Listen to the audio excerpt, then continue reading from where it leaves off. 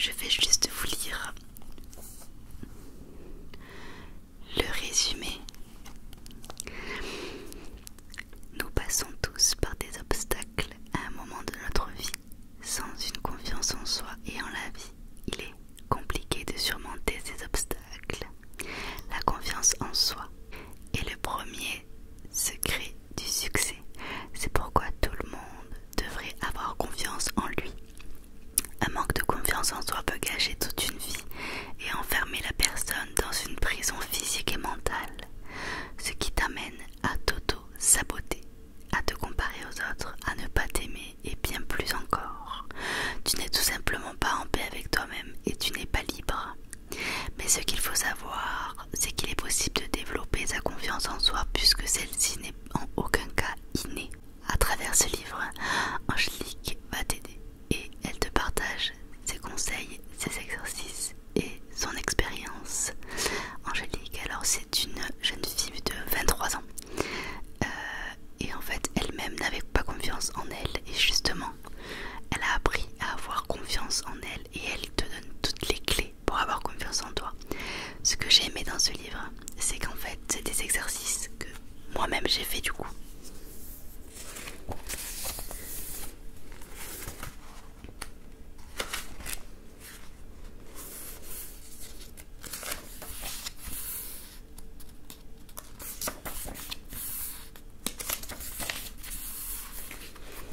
Donc comme tu peux voir sur chaque page, elle te demande de faire des exercices justement pour avoir confiance en toi.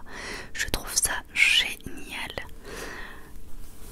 Je te mettrai tout dans la barre d'infos. Et d'ailleurs, Angélique est en dédicace le 19 novembre à la librairie La Sorbonne.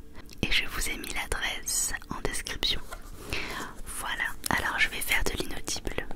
Et je vais vous lire quelques passages de ce livre en inaudible. Et puis je vais vous faire plein d'affirmations positives parce que justement, pour avoir confiance en soi, les compliments ça fait toujours du bien. D'ailleurs, moi-même je n'ai pas confiance en moi. Ce livre m'a fait plonger au plus profond de moi pour vraiment savoir d'où vient le problème et pourquoi je n'avais pas confiance en moi.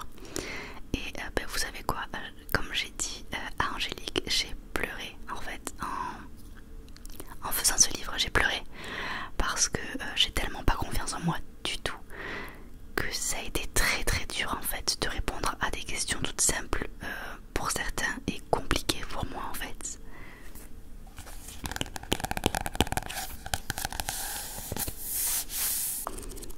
On a tous énormément de qualités et on a tous des défauts d'ailleurs, mais c'est pas pour autant qu'on doit se lamenter sur notre sort. Les défauts on peut les corriger et les complexes on en a tous aussi. Ce que j'ai l'impression en fait c'est que justement comme on n'a pas confiance en nous, on se critique nous-mêmes et plus on se critique, plus comme elle dit dans le livre on s'auto-sabote. Donc en fait plus on se critique, plus on perd de l'estime de soi. C'est bête mais c'est vrai. Alors plus on va se complimenter en disant mais en fait tu as tes défauts, d'accord, mais tu as aussi plein de qualités et même des petites qualités on peut les trouver. Sachez que vraiment si tu cherches au plus profond de toi, tu as plein de qualités.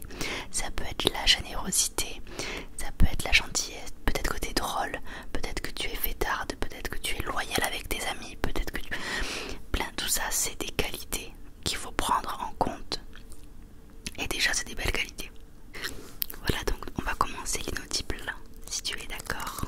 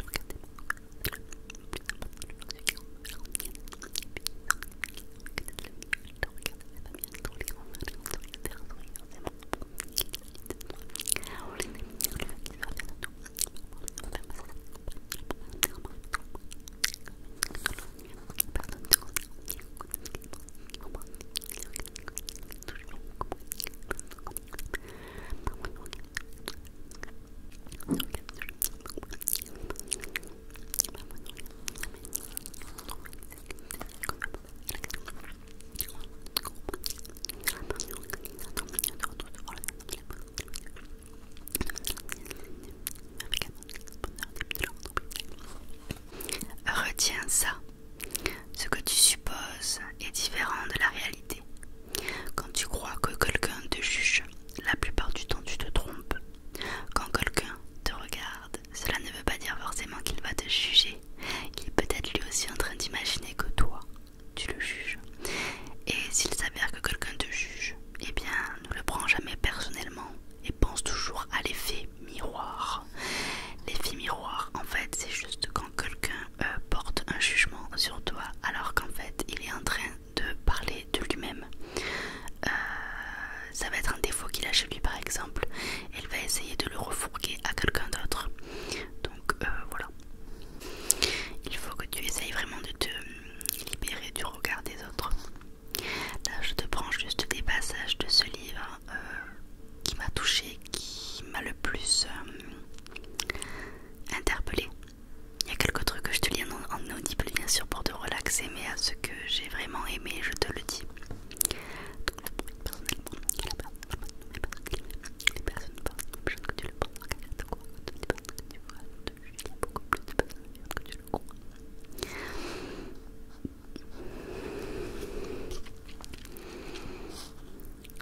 Arrête de te mettre la barre trop. C'est la vie des personnes de classiques, ça vient de retenir que les psychologiques vont. Exemple du classique, j'utilise pas de psychologie, j'ai beaucoup aimé ta vidéo YouTube, si je peux me permettre, tu pourrais peut-être parler du moment lutter pourquoi pour bien ce que tu dis t'exposer pour éliminer cette peur de regard, peut-être il va falloir que tu t'exposes ta capacité de regard pour ta section que tu peux réaliser afin de plus craquer. Le regard des autres, à côté de question, mais toi. Libère-toi du perfectionnisme. Arrête de te mettre la barre trop haute sous prétexte que les gens attendent beaucoup de toi. Fiche-toi la paix. Et rappelle-toi d'une chose, la perfection n'existe pas. Ce que tu définis comme parfait, ce n'est pas forcément pareil pour les autres. On a tous des définitions différentes, on a tous des goûts différents. Enlève-toi de ta tête l'idée que pour être apprécié des autres, il faut que tu sois parfait. Parce que toi, tu vas trouver quelque chose de parfait, mais eux, pas du tout. Donc en fait, tu vas te faire du mal pour rien.